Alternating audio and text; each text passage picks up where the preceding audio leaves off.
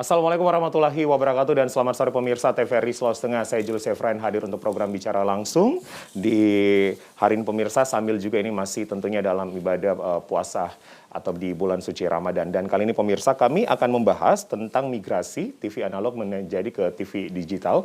Kalaupun ini misalnya kami sudah sering mensosialisikan kepada Anda setiap hari di program-program kami seperti di Sulawesi Tengah hari ini begitu. Dan tentunya ini memang menjadi salah satu kebijakan yang dilakukan oleh Kementerian Komunikasi dan Informatika yang terus melakukan sosialisasi program analog switch off atau kita sebut dengan ASO begitu, atau migrasi dari siaran televisi analog ke TV digital. Nah, ini bekerja sama dengan mitra lembaga penyiaran publik dan lembaga penyiaran swasta. Sosialisasi gencar berlangsung melalui berbagai kanal.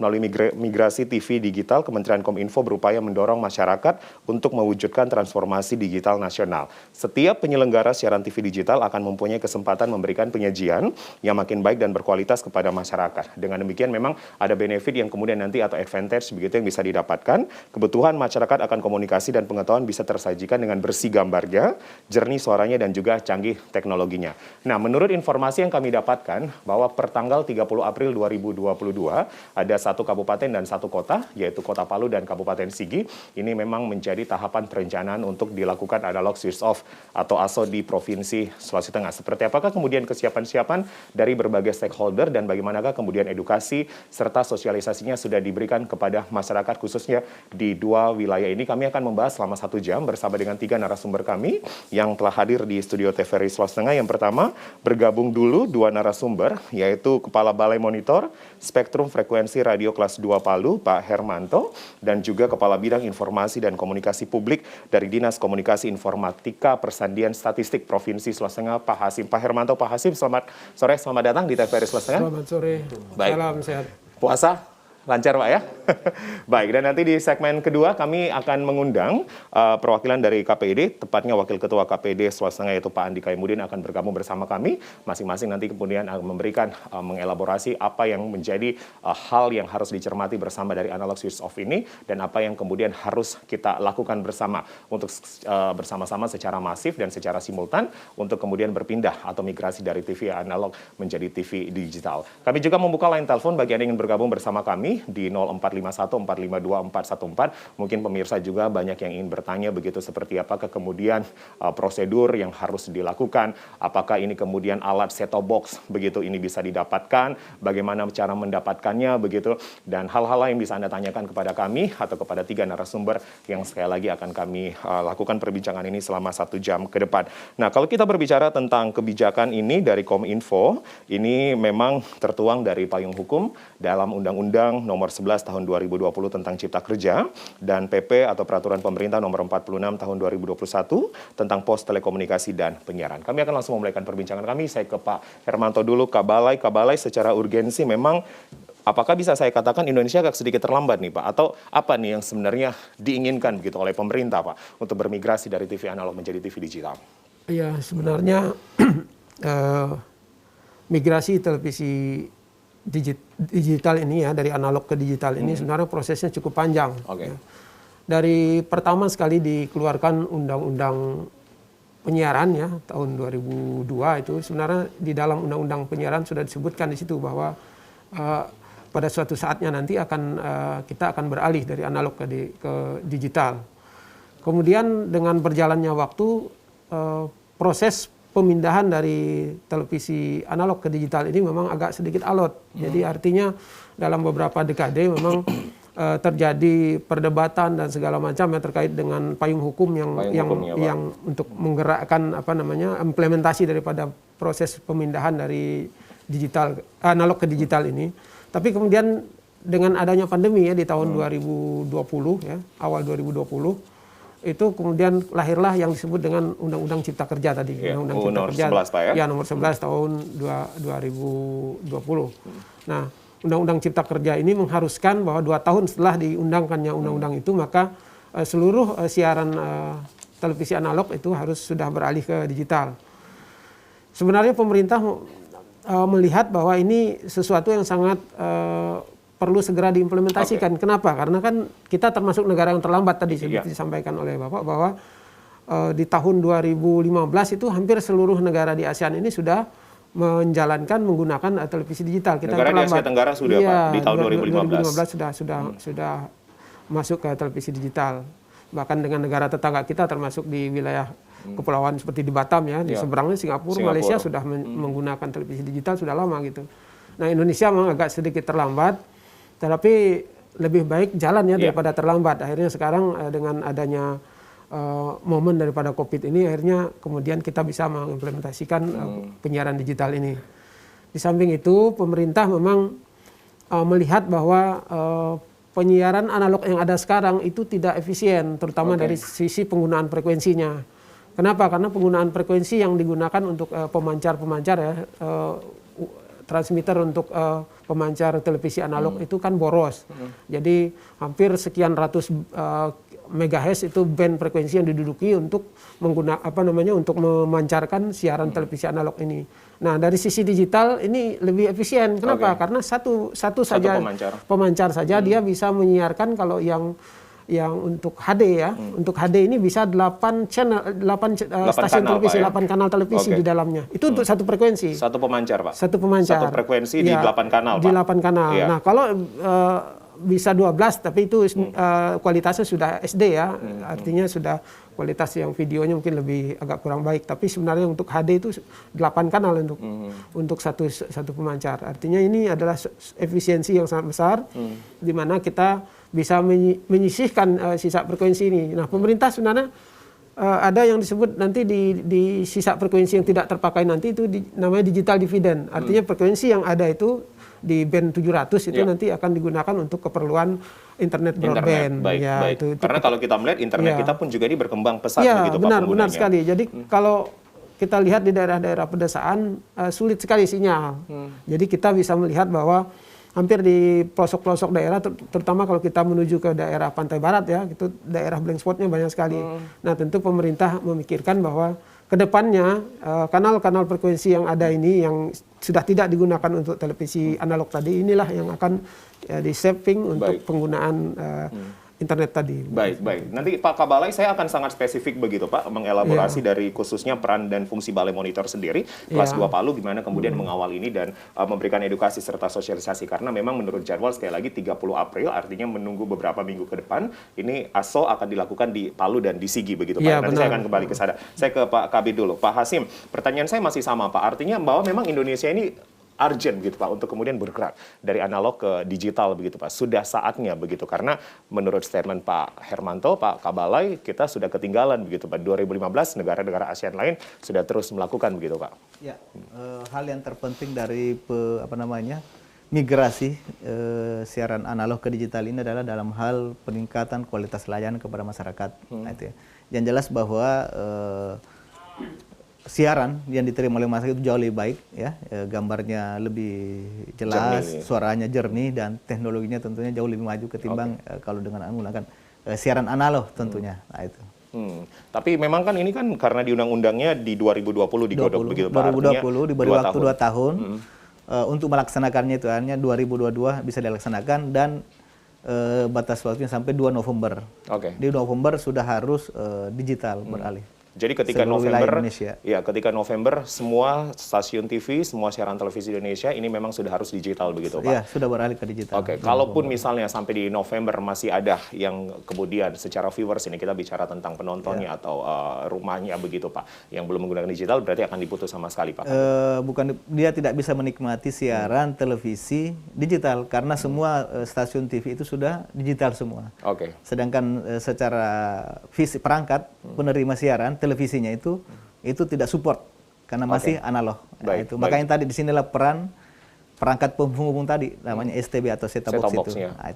Dan khusus wilayah Palu dan Sigi ini dijadwalkan di 30 April Pak ya?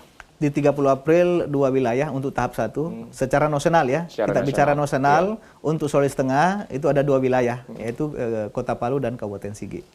Jadi 30 April ini sekali lagi untuk wilayah Palu dan wilayah Sigi, Kabupaten Sigi tepatnya ini sudah harus melakukan atau dilakukan analog switch off atau ASO begitu Pak ya. Jadi mau tidak mau memang kita harus membeli alatnya itu set-top box begitu. Yang jelas 30 April itu terakhir menikmati siaran analog karena tanggal 1 Mei sudah siaran digital. Baik. Dan ini mungkin akan berkonsentrasi ke daerah lain juga begitu Pak untuk tahap 2 dan tahap 3. Saya pindah ke Pak Kabalai.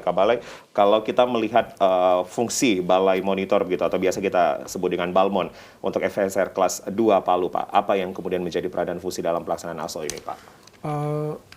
Peranan daripada Balai Monitor Spektrum Frekuensi Radio kelas 2 Palu ini kan kita merupakan unit kerja yang berada di bawah Kementerian Kominfo, khususnya di bawah Direktorat Jenderal SDPPI ya, Sumber Daya dan Perangkat Pos dan Informatika. Nah, kita memiliki fungsi melakukan pengawasan dan pengendalian terhadap penggunaan spektrum frekuensi radio.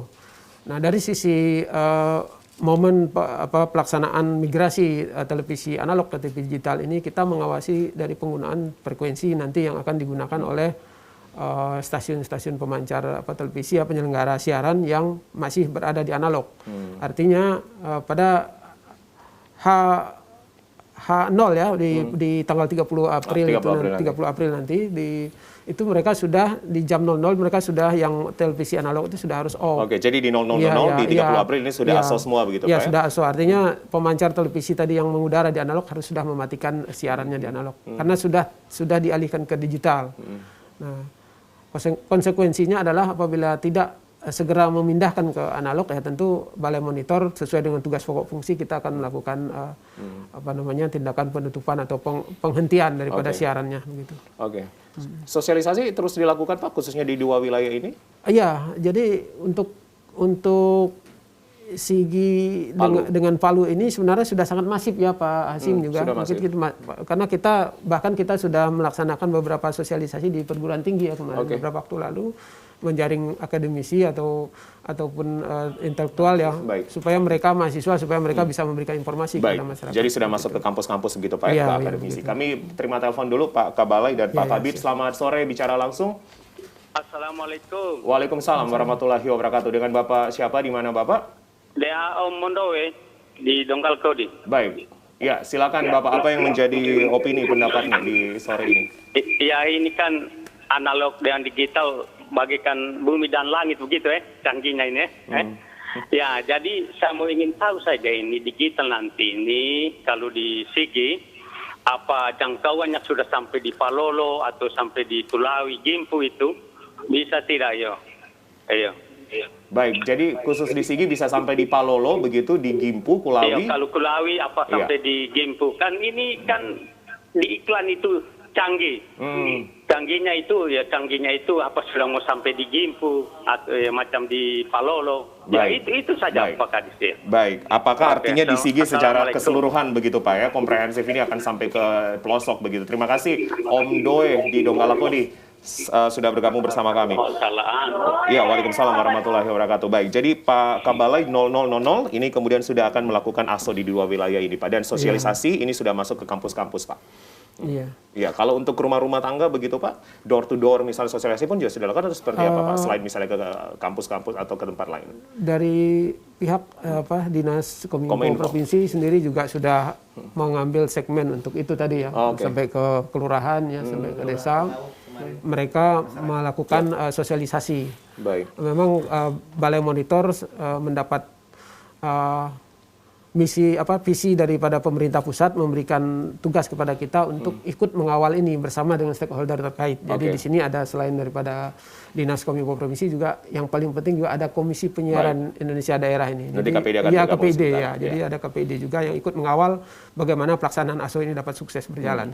Baik, saya ke Pak Kabit. Pak Kabit, sosialisasi kan terus dilakukan Pak. Bahkan tadi Pak Kabit mengatakan ke Pengawu salah satu kelurahan begitu juga sudah dilakukan. Artinya ini secara Palu, Sigi ini sudah dilakukan semua Pak. Banyak daerah-daerah yang sudah dituju gitu. Jadi begini ya, jadi untuk mensukseskan migrasi siaran TV analog ke digital ini setidaknya ada 4 aspek yang perlu diperhatikan yang terus gencar dilakukan ya. Yang pertama itu adalah dari sisi infrastruktur. Artinya ini perusahaan penyiaran juga harus menyesuaikan. Itu yang pertama untuk mensukseskan ya. Terus kedua adalah masalah program siaran ya. Itu juga menjadi turut menjadi aspek penentu dalam suksesnya migrasi ini. Terus yang ketiga itu adalah ekosistem. Ekosistemnya Pak. Ekosistem ASO ini. Nah, ekosistem sini masuk itu adalah ketersediaan perangkat tambahan itu, set-top box, STB, sehingga memang mau tidak mau bagi yang memiliki TV analog, ya, memang harus menyiapkan perangkat tambahan STB tersebut. Nah, yang keempat ini adalah edukasi, ini yang penting.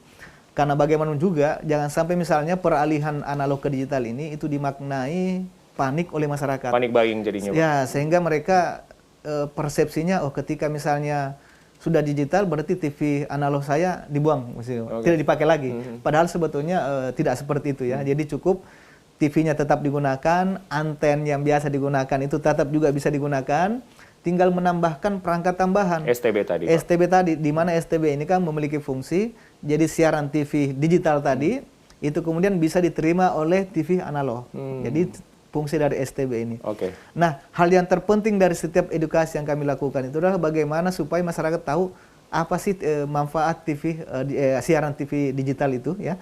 Kemudian bagaimana cara peralihannya. Jadi penting juga disampaikan ke masyarakat bahwa pemahaman itu perlu disampaikan bahwa hanya dengan membeli perangkat tambahan STB ya, itu sudah cukup untuk bisa menikmati siaran digital. Dan yang terpenting adalah jangan sampai misalnya kita selalu sampaikan di setiap sosialisasi bahwa jangan sampai ketersediaan STB ini nanti disiapkan nanti pada saat berlakunya ASO tersebut, nanti tanggal 1 Mei misalnya ya, baru mau membeli. Harapannya kalau memang bisa secepat mungkin untuk membeli, jangan sampai misalnya karena ini berlaku hukum pasar ya, ketika misalnya ada permintaan yang berlebih, demand naik, bisa supply juga naik gitu, Pak. Kemudian masalah sosialisasi, di setiap sosialisasi kita sudah sosialisasi di perguruan tinggi ya, di UNTAD, beberapa di kampus. Unismu ya, di mana narasumbernya itu kami juga melibatkan teman-teman dari Balai Monitor, Pak Kabale langsung juga yang turun. Hadir. Ya, terima kasih Pak Kabale sudah hadir. Berarti ini semua stakeholder sering bersinergi begitu Pak, sama-sama ya. Komisioner KPED provinsi ikut sama-sama kita ini, karena bagaimana juga walaupun surat tertulis dari Kementerian Kominfo untuk hal edukasi ini belum turun, tapi tentunya kita sebagai abdi negara yang sama-sama memiliki tugas untuk menyampaikan ini ke masyarakat, karena nanti imbasnya ini ke masyarakat. Jadi mau tidak mau ya kita harus sama-sama untuk mengedukasi masyarakat bahwa pertama yang penting itulah jangan sampai panik berlebihan. Ya. Baik, Pak Kabit, ini kita bicara STB sudah nih. STB artinya ini sudah pun juga bisa didapatkan di berbagai toko elektronik secara komersil, siap. Pak. Iya. Ya, jadi khusus untuk masyarakat yang mampu, ya, yang tapi masih memiliki TV analog, itu sedapat mungkin kalau bisa ya membeli secara pribadi. Ya. Nah, khusus untuk yang masyarakat yang tidak mampu, yang sekiranya masuk dalam kategori miskin dan terdata dalam DTKS Kementerian Sosial, memiliki TV analog, ya, nantinya itu akan mendapat STB gratis dari pemerintah. Yang itu akan mendapatkan. Itu harganya berapa, Pak, kalau kita ingin membeli di toko elektronik, Pak? Untuk masyarakat mampu?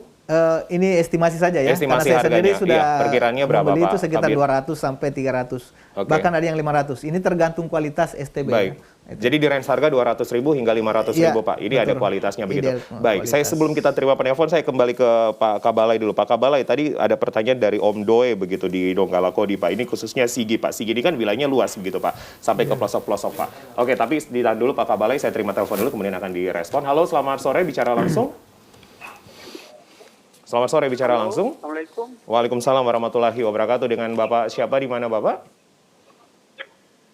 Halo? Pak Airi di Labuan. Ya, bisa monitornya. Ya, halo.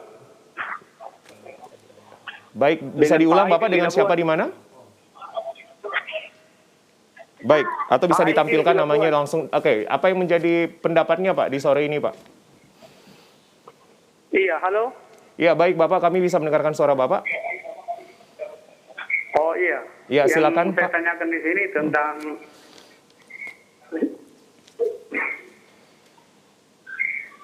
siaran, perubahan siaran ini, Pak. Karena begini, dari minggu lalu kita sebelum puasa itu kita tidak adakan pembelian di toko di Kota Palu, rata-rata antrian. Jadi kebingungan kita. Jadi kalau bisa pembelian set box-nya ini mungkin kalau macam kita dari Labuan ke Palu itu kan 30 kilo. Kalau bisa diperdekat atau di mana? Baik, baik. Distribusinya harus merata begitu ya? Masyarakat ini, Pak, ada juga belum pahami. Baik. Karena menurut informasi yang kita dengar, tanggal 30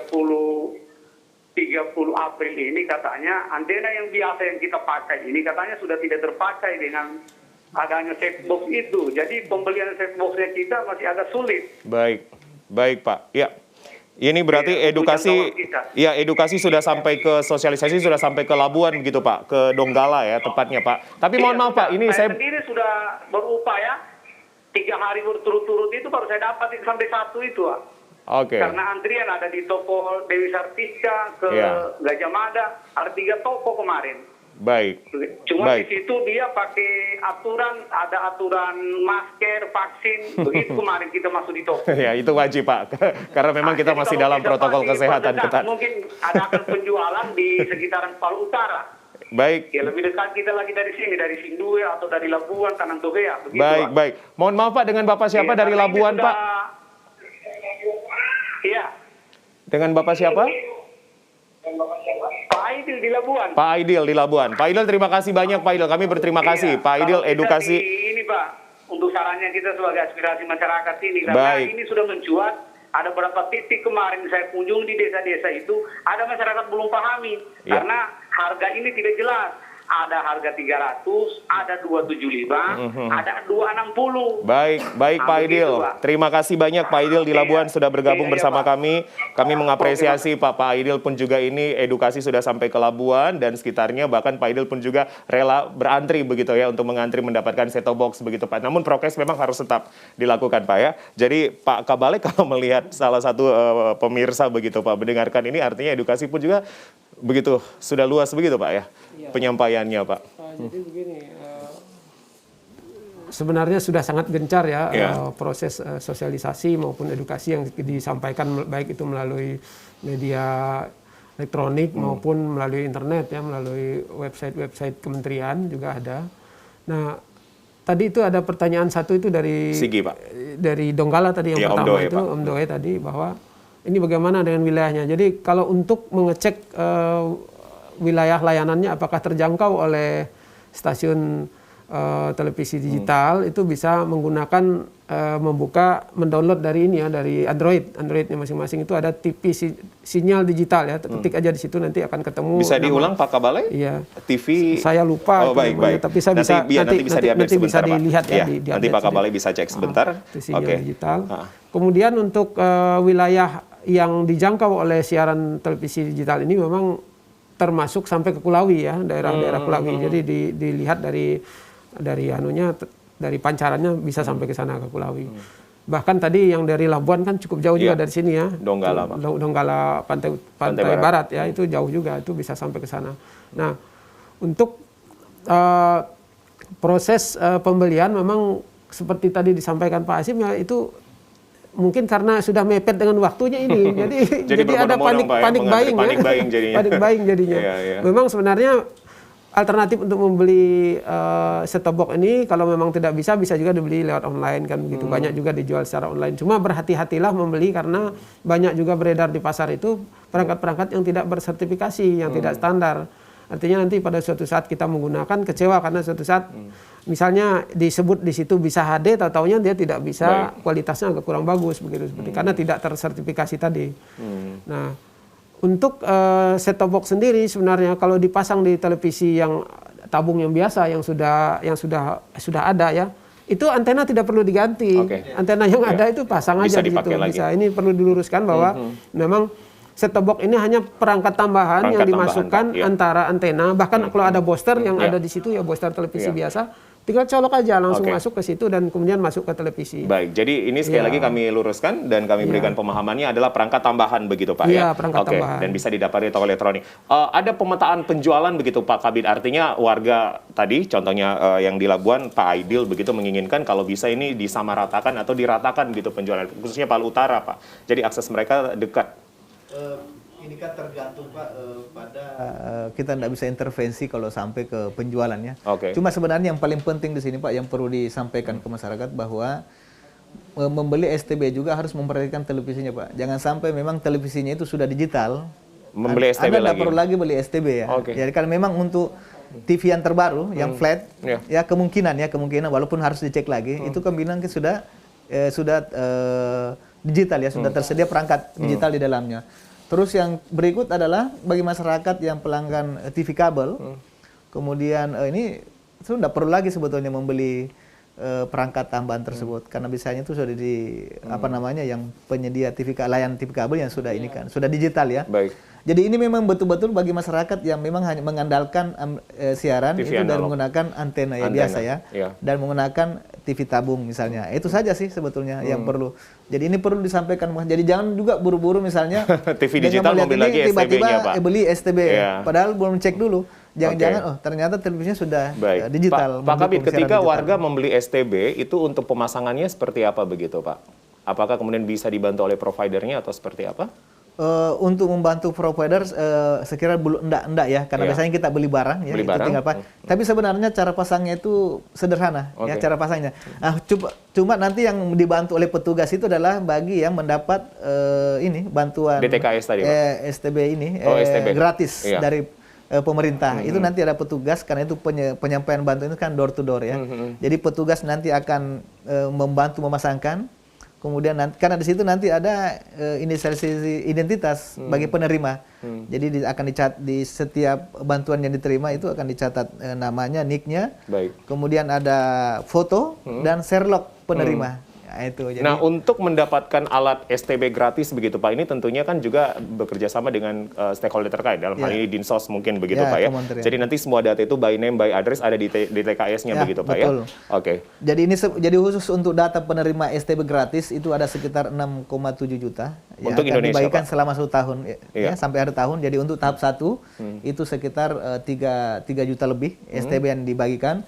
Nah, khusus untuk Sulawesi Tengah itu akan didistribusi sekitar 23.000 STB. 23.000 untuk Sulteng Pak? Untuk Sulteng. Jadi untuk di tahap 1 ya. Jadi untuk Sulawesi, untuk Kota Palu itu 11.000. Untuk Kabupaten Sigi 12.000. itu 12.000 akan dibagikan. 23.000 STB akan dibagikan. Ini memang nanti bekerja sama dengan Dinsos karena data DTKS-nya ada di situ. Tapi ini khusus untuk warga miskin. Ini untuk yang tercatat dalam data terpadu kesehatan sosial yang dikelola oleh Kementerian. Untuk warga yang mampu disarankan memang membeli. Gitu ya, yang mampu membeli secara mandiri karena memang range harga pun juga ini di 200.000 hingga 500, bahkan tadi Pak Aidil mendapatkan pernah 260.000 begitu Pak. Artinya ini memang tahapan harga yang masih wajar begitu. Baik, saya kembali ke Kabalai. Kabalai ini akan dibagi dalam 3 tahap begitu Pak ya untuk Sulteng sendiri Pak. Tahap 1 kita sudah jelas dari tadi, ini Palu Sigi di 30 April, tahap 2, tahap 3 ini mengacu dan menyasar daerah mana saja Pak, kabupaten mana saja? Yang paling utama itu adalah daerah yang ada stasiun televisi pemancar stasiun analognya yang beralih ke digital. Jadi yang ada itu adalah di Poso ya. Jadi di Poso, kemudian mungkin ada beberapa di Donggala dan Tojo Una-Una, tapi kita belum dapat data yang pasti ini. Yang jelas sebenarnya sisa daripada pembagian ini adalah memang tetap daerah-daerah yang sangat membutuhkan dan ada data masuk di dalam data Kementerian Sosial tadi. Data apa namanya? DTKS Pak, data terpadu. Iya, kesejahteraan sosial. Sebenarnya untuk tadi saya menyambung apa yang disampaikan Pak Hasim bahwa pemancar televisi yang terestrial ini memang paling fokus utamanya itu ada di Kota Palu dan Sigi Donggala ini, wilayah layanannya ya. Sedangkan untuk daerah-daerah lain itu sebenarnya banyak menggunakan parabola. Nah, ini tidak terdampak. Daerah yang menggunakan parabola atau TV kabel ya, itu tidak terdampak. Jadi TV kabel, pengguna TV kabel dan parabola tidak terdampak. Artinya tidak perlu membeli set-top box untuk apalagi mereka sebenarnya sudah punya decoder sendiri yang dari untuk parabola gitu. Jadi kecuali kalau daerah-daerah seperti Kota Palu dan Sigi ini memang Donggala ya, itu memang butuh set-top box untuk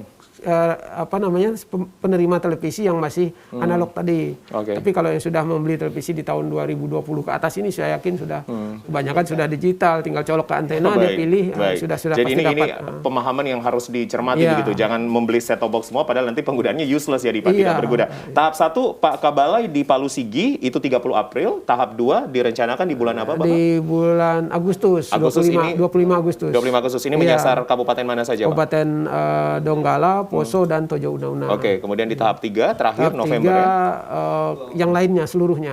Iya, seluruhnya. Ada kabupaten-kabupaten yang kemudian tidak perlu begitu Pak secara pemetaan dari Diskominfo Persandian Statistik?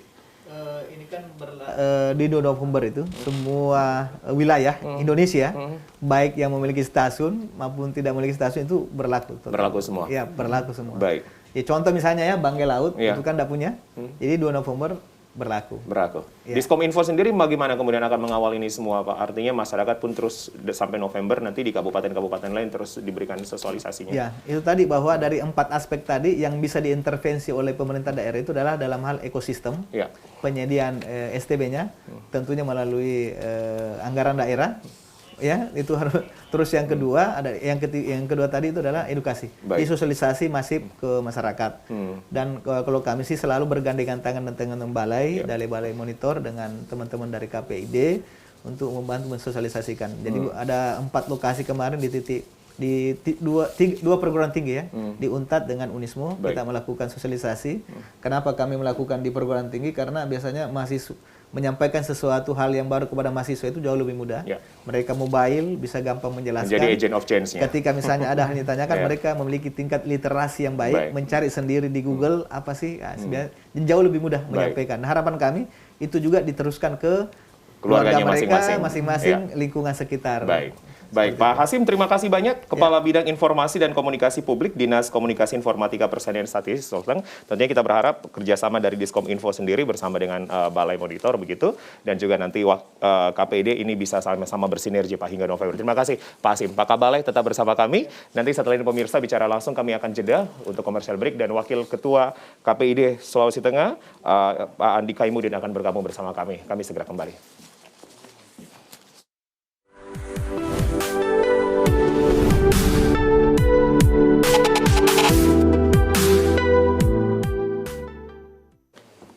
Anda kembali bersama kami di Bicara Langsung, dan kita masih membahas setengah jam ke depan masih terkait tentang migrasi TV analog menuju ke TV digital. Dan ini adalah maskot dari TV digital, ini adalah boneka Modi. Ya, ini boneka yang menjadi kearifan lokal dari salah satu provinsi begitu di Indonesia. Dan memang kalau kita berbicara tentang Modi, ini memang melambangkan bahwa bersih gambarnya, jernih suaranya, dan canggih teknologinya. Jadi sekali lagi pemirsa, kami terus mengedukasi kepada Anda bahwa pertanggal 30 April khususnya wilayah Palu dan Sigi ini memang akan... Sudah ada sinyal TV digital belum? Ini cara mengetahui kabupaten lainnya di Agustus dan juga secara nasional atau se-Indonesia pada November nanti di 2022 ini analog switch off pun juga sudah dilakukan secara serentak. Dan saat ini kami akan melanjutkan perbincangan saya bersama dengan dua narasumber. Kepala Balai Monitor FSR kelas 2 Palu masih bergabung bersama kami, yaitu Pak Hermanto, dan selanjutnya bergabung bersama kami adalah Wakil Ketua KPID Sulawesi Tengah Pak Andi Kaimudin. Pak Andi, selamat sore, selamat datang Pak Andi. Selamat sore. Baik, sehat puasa Pak ya? Alhamdulillah. Lancar Pak ya? Baik, dan pemirsa, sekali lagi yang ingin bergabung bersama kami, Anda bisa menghubungi melalui live interaktif kami di 0451 452 414 atau di line telepon selanjutnya atau lainnya di 0813 9076 2685. Kami akan majukan perbincangan kami. Saya kembali ke Pak Kabalai dulu. Pak Kabalai tadi mendownload di App Store atau di Play Store itu Pak adalah di sinyal TV digital. Jadi kita bisa cek apa di situ Pak? Di situ kita bisa melihat wilayah layanan daerah-daerah yang memang terjangkau oleh siaran televisi digital nantinya. Jadi di sini seperti kita contoh ya, kita lihat tadi di mana? Di sini sudah ada ini contoh ya, menggunakan handphone ya. Jadi ini wilayah Palu, Sigi dan Donggala ya. Palu, Sigi dan Donggala, sinyal TV digital. Dan ini sangat efektif untuk mengetahui daerah mana saja yang menjadi wilayah layanan daripada siaran televisi digital yang dapat terjangkau oleh siaran televisi digital. Tanda merah itu menunjukkan bahwa daerahnya itu sinyalnya sangat bagus, strong ya, berarti bagus sekali. Nah, tanda kuning masih dapat ditangkap, ya masih dapat dijangkau. Akan tetapi agak berkurang sinyalnya. Nah, daerah yang di luarnya, yang kuning ya, yang oranye tadi maksud saya. Kalau yang kuning ini memang daerah yang masih bisa ditangkap. Tapi kalau untuk daerah yang mungkin agak susah terjangkau, masih bisa menggunakan alat yang disebut dengan booster ya, biasa seperti. Jadi kalau Bapak Ibu di rumah menggunakan televisi yang lama yang masih menggunakan boosternya jangan dicopot, dicolok aja langsung dari boosternya disambung ke set top box. Jadi itu akan membantu untuk menambah sinyal daripada penerimaan televisinya. Baik. Tapi untuk siaran televisi digital sudah tidak ada lagi cerita seperti dulu kalau misalnya sinyalnya kurang akan terjadi bintik-bintik atau hujan gitu ya. Hujan ini memang bersih gambarnya, jernih suaranya begitu Pak ya. Tetap bersih gambarnya, suaranya bersih seperti itu. Baik, kalau dulu kan biasanya kalau udah bintik-bintik dipukul-pukul lagi gitu Pak ya. Televisinya diketok-ketok lagi begitu. Baik, secara atau dari sisi penggunaan spektrum frekuensi radio Pak, apa yang menjadi benefitnya Pak Kabalai? Ya, tadi di awal saya sudah sampaikan bahwa dengan migrasinya televisi analog ke digital ini itu akan mengosongkan berapa lebar band frekuensi di band 700 MHz ke atas itu akan nantinya akan digunakan untuk penggunaan keperluan untuk internet broadband. Jadi kalau digunakan semuanya untuk televisi itu kan boros sekali ya. Tapi dengan adanya terjadinya efisiensi ini maka benefit tadi ya akhirnya penggunaannya tadi bisa di-share untuk penggunaan yang lebih penting yang lain yang untuk kepentingan masyarakat salah satunya luas, adalah internet begitu Pak ya? Salah satunya internet. Baik. Saya ke Pak Wakil Ketua KPID dulu. Pak Andi, KPID ini kan kita tahu bersama sebagai pengontrol begitu Pak ya. Artinya KPID pun juga menjadi stakeholder dalam sosialisasi edukasi yang terus dilakukan oleh Balai Monitor dan juga Diskominfo begitu. Nah, ini apa yang menjadi peran fungsi KPID untuk menyongsong era digital kita Pak hingga November nanti? Ya, sebenarnya terkait masalah era digital ini, memang kami selalu bersama-sama dengan pihak Balai Monitoring dan Kominfo dalam melaksanakan sosialisasi, kemudian terkait masalah pengawasannya di lapangan. Nah, apalagi dengan misalnya seperti dibahasakan tadi dari pihak Kominfo dan Balai Monitoring bahwa insya Allah pada era digital nanti itu akan banyak menumbuhkan lembaga-lembaga penyiaran yang baru dengan misalnya banyaknya frekuensi yang terbuka seperti yang disampaikan tadi dari Balai Monitoring.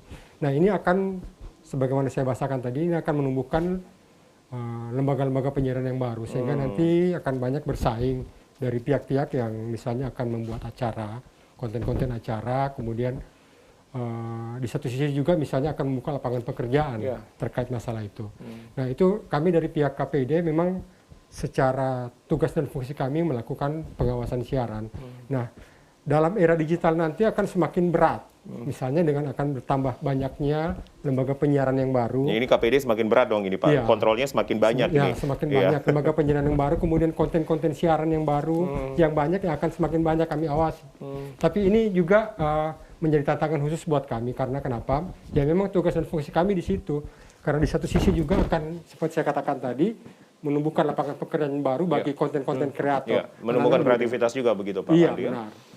Akan muncul ide-ide yang baru di kalangan anak muda sehingga nanti akan mereka bersaing dalam dunia penyiaran. Bersaing yang positif ya terkait masalah di konten-konten siaran. Berarti yang kemudian akan menjadi langkah antisipasi dari KPID sendiri ketika lembaga penyiaran baru banyak bermunculan, konten-konten banyak bermunculan begitu Pak. Ini apa yang kemudian akan menjadi salah satu challenge tentunya, tapi antisipasi sudah dilakukan dong oleh KPID saat ini. Ya memang terkait masalah antisipasi memang sudah kita siapkan dari sekarang. Ya memang mau tidak mau memang kita harus masuk dalam dunia digital ini. Karena memang seperti sudah dibahasakan tadi mungkin di segmen pertama tadi, kita sudah sangat tertinggal dibanding negara tetangga kita. 2015 bahkan ASEAN begitu Pak. Iya, kita baru mau masuk di tahun 2022 ini. Nah, memang harus mau tidak mau kita harus siap. Sekarang saat ini pun sebelum masuk ke siaran digital, kita sekarang sudah berhadapan dengan smartphone. Smartphone. Ya itu kan juga sudah bermain dalam wilayah digital. Cuma mungkin tidak bisa diawasi karena itu bukan bagian dari kami terkait masalah itu. Tapi kalau insya Allah dalam penyiaran digital, insya Allah kita sudah siap untuk melakukan pengawasan terhadap penyiaran yang digital tersebut. Misalnya seperti saya katakan tadi dengan munculnya lembaga penyiaran baru, kemudian konten-konten siaran yang baru yang mungkin nanti akan bersaing sesama mereka. Baik, itu kalau kita Pak Andi bicara nasional gitu Pak, kita bicara lebih luas. Kalau kita bicara tentang TV lokal Pak, khususnya yang ada di Sulteng begitu, apa yang kemudian akan menjadi intervensi dari KPID sendiri, apa yang akan menjadi acuan gitu untuk TV-TV lokal pun kalau bisa ya tetap dengan khasanah lokalnya Pak. Iya, saya sepakat dengan seperti yang disampaikan Bang Julius, bahwa insya Allah ke depan juga ini akan menumbuhkan seperti saya bahasakan tadi, lembaga-lembaga penyiaran yang baru, khususnya di lokal. Karena seperti yang dibahasakan dari Pak Kabalai tadi, akan banyak nanti kanal yang kosong yang bisa diisi oleh lembaga penyiaran lokal. Seperti kemarin ketika kita melakukan sosialisasi ke kampus-kampus, kemarin ada beberapa lembaga penyiaran TV di kampus yang sempat kemarin down karena mungkin terlalu ribet pada saat di analog kemarin, kami sudah menyampaikan bahwa bangkitkan kembali TV kampus tersebut, masuk ke dalam kanal TV digital ini. Dan akan lebih gampang prosesnya. Lebih gampang. Dan artinya produksinya juga tidak serepot kemarin. Repot kemarin, sehingga nantinya itu akan bersaing. Seperti saya katakan tadi ya, tinggal pintar-pintarnya mereka nanti akan membuat konten yang dan akan bersaing, tidak menutup kemungkinan akan bersaing juga dengan TVRI nanti misalnya. Jadi tergantung siapa yang kreatif, ya itu yang mungkin akan banyak ditonton oleh orang. Jadi termasuk juga seperti TVRI, lembaga penyiaran publik TVRI. Nanti juga akan seperti saat sekarang ini yang saya tahu ya, saya tidak tahu kalau sudah lebih, itu ada 4 sekarang kan dari TVRI, ada 4 kanal ya. 4 kanal. Iya, ada TVRI. Kalau tidak salah ada pendidikannya, ada olahraganya dan apa lagi sisanya. Seperti yang saya katakan tadi, makanya akan muncul ide-ide baru. Ya. Kreativitas yang baru yang akan nanti mengisi kanal-kanal yang kosong. Baik, akan sangat memacu kreativitas, memacu inovasi begitu karena memang dinamika broadcasting ini terus berkembang secara pesat begitu Pak Andi ya. Baik, Anda yang ingin bergabung bersama kami ya di 0451452414 atau di line telepon lainnya bisa dilihat di layar televisi di 081390762685. Ini topik yang sangat menarik sekali, memberikan edukasi pemahaman kepada kita betapa pentingnya untuk kita harus segera bermigrasi dari TV analog menjadi TV digital begitu. Saya kembali ke Pak Kabalai. Pak Kabalai, tadi saya menyambung dulu nih apa yang menjadi pernyataan menarik dari Pak Andi, Wakil Ketua KPID begitu Pak, mengatakan bahwa akan semakin terbuka begitu Pak, siaran-siaran, lembaga penyiaran akan semakin banyak, konten semakin bertaburan begitu Pak. Nah, bagaimana kemudian dari Balmond sendiri melihat Pak, kreativitas akan begitu banyak sekali, konten semakin inovasi, apa yang dilihat ke depannya Pak? Kalau dari sisi konten memang itu sudah menjadi ranahnya dari Komisi Penyiaran ya itu. Tapi kalau kita dilihat kolaborasi dengan infrastruktur, memang ada hal yang menarik yang perlu ini menjadi efisiensi dari sisi frekuensi, tapi juga efisiensi dari pengawasan kami. Kenapa? Karena sebelumnya kan pada saat siaran televisi analog kami harus melakukan pengawasan terhadap, misalnya kalau terdapat 20 stasiun televisi di sini, berarti 20 stasiun itu kita harus awasi benar-benar penggunaan frekuensinya. Nah, karena sekarang sudah dipadatkan, satu stasiun saja berisi daripada 8 kanal tadi, maka kami lebih efisien justru tadi ya, dengan 20, misalnya kalau 24 kanal saja televisi itu kalau dipadatkan kan hanya 3 stasiun ya, berarti betul. Kan 3 stasiun. Nah, jadi dengan adanya 3 stasiun kita yang tadinya mengawasi 24 stasiun jadi tinggal mengawasi 3 stasiun. Karena yang kami awasi adalah penyelenggara MUK-nya ya, multiplexer ya. Jadi penyelenggara siaran yang menyelenggarakan pemancar siar ulang daripada pemancar televisi tersebut. Jadi tidak kepada penyelenggara siarannya. Penyelenggara siaran kan bisa menyiarkan, bisa melewati jaringan, misalnya jaringan data, internet, atau melalui jaringan data lain ya, yang dihubungkan ke penyelenggara MUK. Artinya khusus konten tadi bisa diawasi secara baik oleh KPID. Kami dari sisi penyelenggara MUK juga lebih mudah, lebih enteng gitu, karena sudah lebih gampang daripada tadinya. Ini sama-sama simbiosis mutualisme begitu Pak, lembaga penyiaran lebih banyak, dari sisi Balmond sendiri, Balai Monitor lebih enteng Pak, karena efisiensi waktu Pak. Dan kedepannya memang akan begitu ya Pak Kabalai melihat Pak ya? Iya, perlu diketahui bahwa jatah daripada wilayah seperti Sulawesi Tengah ini kan terdapat ada 4 kanal frekuensi untuk televisi digital. Yang baru dimanfaatkan sekarang itu baru 3. Swasta 2, TVRI 1. Nah, artinya masih terbuka peluang untuk satu lagi nantinya ke depan. Tapi pemerintah kan menentukan terbukanya peluang usaha untuk penyiaran ini, kalau suatu saat mungkin lebih banyak peminat bisa saja ditambah. Untuk sementara memang baru dibuka seperti itu. Melihat dengan mungkin ini dibandingkan dengan posisi existing yang sudah ada, yang analog sekarang. Jadi itulah perbandingan, itulah yang digunakan untuk membuka berapa sih kanal yang cocok untuk satu wilayah seperti itu. Baik. Pak Andi, melihat dinamika ataupun juga perkembangan dari teknologi Pak, khususnya kalau kita bicara dunia atau pertelevisian begitu Pak, ini kan memang nanti akan banyak bermunculan penyiaran baru begitu Pak. Kemudian juga banyak anak-anak muda mungkin yang akan menumbuh kembangkan kreativitasnya begitu. Ini memang satu kemajuan dari sisi siaran sendiri atau sisi broadcasting sendiri. Pak Andi melihatnya seperti itu? Ya, kalau saya lihat seperti itu masuk ke dalam era digital ini memang mau tidak mau kita harus masuk. Iya, karena bermodal misalnya dalam kehidupan sehari-hari saja kita ini ada smartphone yang menjadi pendamping hidup kita selama sehari-hari. Nah, itu adalah suatu barang yang memang sudah masuk dalam era digital. Bagaimana dengan masalah penyiaran? Penyiaran sekarang seperti kita selalu bahasakan semenjak dari awal diskusi tadi, kita sangat tertinggal. Nah, kenapa kita tidak masuk juga ke dalam misalnya dalam dunia penyiaran terkait masalah digitalnya. Oleh karena itu memang sudah tidak bisa lagi, kita harus sudah masuk ke situ. Nah, untuk masuk ke situ seperti yang kita bahasakan tadi bahwa memang akan menumbuhkan lembaga-lembaga penyiaran yang baru yang kemudian didukung oleh sistem yang baik, kemudian ada konten-konten kreator. Itu, nah mau tidak mau itu akan membuka lapangan pekerjaan seperti yang selalu saya katakan tadi. Nah, ini yang akan menumbuhkan hal-hal positif, di mana misalnya para konten-konten kreator ini tidak lagi hanya membuat konten kreator kemudian dipancarkan melalui misalnya melalui YouTube mereka sendiri, tapi itu sudah bisa dia jual kepada lembaga penyiaran. Lembaga penyiaran yang ada nanti misalnya yang tumbuh pada saat era digital. Misalnya selama ini suatu kelompok komunitas misalnya mahasiswa yang punya ide yang bagus di kampusnya, kemudian mereka membuat suatu konten, tapi dia tidak bisa pancarkan karena misalnya masih sedikit TV yang ada atau lembaga penyiaran yang ada di daerah ini lokalnya. Misalnya kan saat ini lokal misalnya hanya TVRI, sementara TVRI pun misalnya sangat padat untuk jadwal misalnya konten-konten acaranya. Tapi akhirnya dengan terbukanya siaran digital ini menumbuhkan lembaga penyiaran baru. Mereka bisa menawarkan ke misalnya di beberapa lembaga penyiaran baru. Terutama kalau kita bicara memang TV-TV kampus yang sebenarnya pernah ada begitu, Pak Andi ya, kalau kita tahu bersama. Namun memang karena prosedurnya terlalu ribet, terlalu repot. Nah di digital ini memang akan ada garansi begitu, Pak. Ini akan lebih easy begitu untuk melakukannya, Pak ya. Akan ada jaminan untuk lebih gampang dan lebih mudah. Bahkan kalau kemarin-kemarin kan misalnya ketika membuat lembaga penyiaran baru, itu kan di tahun pertama itu kan tidak boleh menerima iklan dulu, misalnya.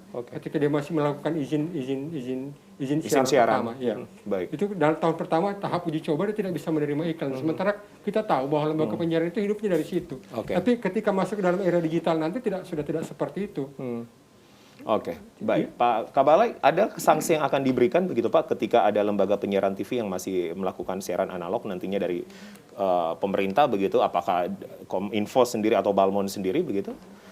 Iya, memang tentunya ketentuan-ketentuan itu ada di dalam peraturan menteri ya, yang tentu pada tahap sekarang itu masih dalam tahap sanksi administratif. Sanksi administratif, Pak. Administratif seperti itu. Jadi sebenarnya satu-satu yang paling ampuh sebenarnya ya menghentikan siaran. Tapi saya rasa di Palu Sigi tidak terjadi seperti di kota-kota besar lain yang lebih rumit. Apa memang karena jumlah warganya juga tidak terlalu banyak begitu Pak ya? Kemudian pilihan stasiun televisinya juga biasanya ini kan televisi nasional yang sudah ada di sini. Nah apapun kebijakan nasional mereka akan segera patuh ya mengikuti. Jadi persoalan memang kalau daerah-daerah yang mungkin banyak penyelenggara lokal ya itu sangat sulit sekali untuk mengatur karena kan memang dari ketersediaan kemampuan daripada finansialnya itu berpengaruh terhadap kemampuannya untuk berpindah ke digital tadi seperti itu. Baik, nah setelah 3 tahapan selesai dilakukan Pak, per April, per Agustus, dan per November, tentunya ini kan harus dijaga konsistensi untuk pengontrolan yang sempurna, khususnya dari Balai Monitor SFR sendiri. Itu seperti apa kemudian nanti follow up-nya Pak, ketika November sudah selesai? Kami tetap mengawasi penggunaan spektrum frekuensi yang digunakan tadi, yang dalam posisi sudah digital apa belum gitu ya. Nah, jadi blok untuk analog tetap kita amankan supaya tidak lagi digunakan untuk itu. Kemudian untuk daerah di luar daripada itu juga lebih mudah karena kalau tidak salah di Poso itu hanya ada 2 stasiun ya, hanya ada satu yang swasta, kemudian ada satu yang punya pemerintah, tapi relay hanya. Nah jadi sebenarnya untuk pengawasan wilayah Sulawesi Tengah tidak terlalu sulit. Tidak terlalu sulit, baik. Tidak sulit. Jadi saya rasa tidak jadi persoalan. Baik. Tapi yang paling terpenting adalah dari Balai Monitor, ya SFR 2 sendiri ini lebih efisien begitu Pak ya, untuk pengaturannya Pak ya. Dan pengawasannya. Iya, baik. Pak Andi, akan banyak bermunculan konten-konten baru begitu Pak. Nah, bagaimana kemudian dari KPID sendiri ini terus mengawasi konten-konten yang sehat tentunya Pak? Ya, memang sedari awal juga kami sudah sosialisasikan bahwa dengan terbukanya digitalisasi penyiaran ini, ya konten-konten itu akan bermunculan, apalagi misalnya akan muncul lembaga penyiaran yang baru, TV-TV yang baru. Nah, kami selalu mengingatkan ketika mereka akan mengusulkan untuk izin lembaga penyiaran baru, TV baru, kami selalu mengingatkan terkait hal tersebut. Misalnya, mana batasan-batasan ketika membuat produksi siaran, khususnya terkait masalah konten-konten nantinya. Karena yang banyak ini kan, apalagi kalau yang misalnya anak muda pasti 60% siarannya itu ke anak muda misalnya. Makanya kita selalu atur bahwa misalnya 30% untuk siaran konten daerah, sekian persen untuk pendidikan. Akan diatur begitu nanti regulasi ini, Pak? Kami maunya seperti itu. Bahkan sampai dengan sekarang pun seperti itu. Misalnya yang untuk misalnya yang TVRI. TVRI misalnya kan, selain juga dari lembaga penyiaran juga misalnya kalau kemarin juga kita sempat atur misalnya di radio, kita sudah atur misalnya berapa persen lagu Indonesia harus diputar, berapa persen lagu Barat, berapa persen siaran untuk pendidikan, siaran anak, begitu pun juga nanti. Kami sementara membicarakannya dengan pihak KPI pusat terkait masalah itu. Berapa persen pengaturan siarannya untuk lembaga-lembaga penyiaran yang baru akan mendirikan izinnya. Tapi memang akan ada garansi begitu Pak, artinya kemajuan digital memang kita tidak bisa tampik lagi ya, ini sudah area openness begitu, keterbukaan, namun konten-konten memang harus selalu sehat begitu Pak, ya, memberikan edukasi begitu Pak ya, sehingga kemudian kita bisa diberikan tontonan yang layak begitu Pak. Oke, dari KPID sendiri terus akan mengawal semua itu. Kalau kita bicarakan tentang ada undang-undang Pak, ini Undang-Undang 32 tahun 2022, ini melalui KPI pusat kepada pemerintah yang sedang melakukan revisi, itu seperti apa kalau kita bicara tentang undang-undang tersebut? Ya, sampai dengan semenjak kami efektif bekerja di bulan Februari kemarin sampai dengan hari ini, kami sudah melakukan beberapa kali pertemuan.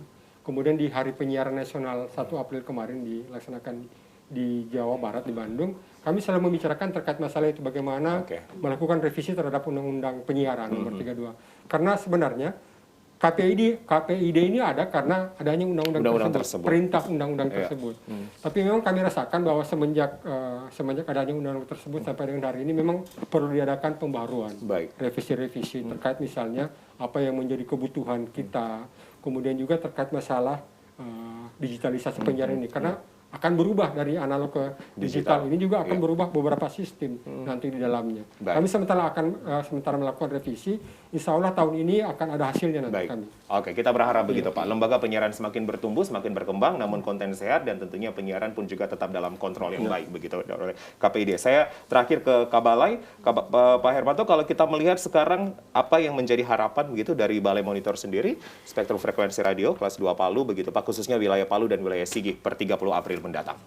Ya, kita berharap masyarakat khususnya masyarakat yang menerima siaran televisi ini sudah mulai secara mandiri ya, terutama yang mampu sudah bisa menikmati siaran televisi digital, karena sebenarnya posisi sekarang sudah hampir semua stasiun televisi sudah mengudara di siaran digital. Artinya sekarang pun kalau misalnya membeli set-top box dengan biaya sendiri gitu, juga kita bisa menikmati siaran televisi digital yang sudah bersiaran, sudah ada saat ini. Ya, jadi khusus untuk masyarakat yang tidak mampu, yang masuk di dalam daftar dari Kementerian Sosial, memang itu harus menunggu proses. Dalam beberapa waktu ini memang dari pihak penyelenggara MUK yang dari swasta itu sudah mendistribusikan sendiri ke beberapa wilayah daerah kepada masyarakat set-top box tadi. Tapi kalau untuk dari pemerintah memang masih menunggu, mungkin tidak berapa lama lagi tentu akan dibagikan kepada masyarakat yang kurang mampu tentunya. Nah, bagi masyarakat yang mampu ya beli aja sendiri, atau siapa tahu sudah digital itu perangkat televisi. Itu tidak perlu beli begitu Pak Kapala ya. Gitu, ya. Baik, dan range harga juga ini sangat terjangkau sekali gitu. Affordable di 200.000 hingga 500.000 begitu Pak Kapala ya. Ini untuk kemajuan teknologi kita bersama, jernih, bersih begitu, kualitas gambar semakin oke. Semakin digital semakin maju kan begitu. Semakin digital semakin maju. Baik, ini hashtag terakhir dari Kapala. Terima kasih Pak Kepala Balai Monitor Spektrum Frekuensi Radio kelas 2 Palu, Pak Hermanto. Semakin digital semakin maju. Pak Wakil Ketua KPID, terima kasih Pak Andika Ibudin. Ini kita optimis bersama-sama nih ya, agar lembaga penyiaran televisi di Indonesia pun juga tidak ketinggalan, dan kita menuju ke era digital harus siap-siap begitu di 30 April untuk wilayah Palu dan Sigi, dan nanti per November ini semuanya akan dilakukan analog switch off atau ASO. Terima kasih pemirsa yang sudah bergabung bersama kami di Dialog Bicara Langsung sore hari ini. Saya Julius Efrain pamit. Wassalamualaikum warahmatullahi wabarakatuh. Selamat sore, sampai jumpa dan selamat menantikan waktu berbuka puasa.